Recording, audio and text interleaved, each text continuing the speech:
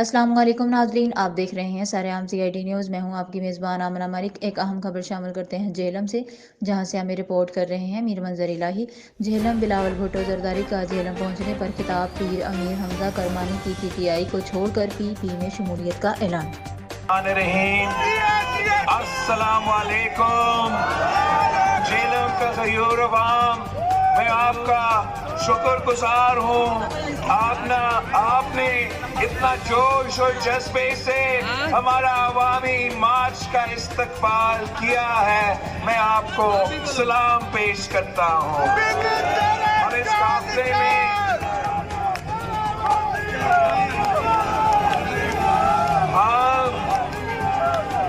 کرمانی صاحب کو خوش آمدید کہتے ہیں، پاکستان پیپلز پارٹی میں ویلکم کرتے ہیں۔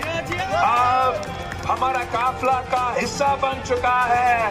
یہ قافلہ شہیدوں کا قافلہ ہے، جمہوریت پسندوں کا قافلہ ہے، عام آدمی کا قافلہ ہے، اور انشاءاللہ تعالی یہ قافلہ اسلام آباد پہنچتے ہوئے اس وزیر اعظم کا بندوبست کرے گا۔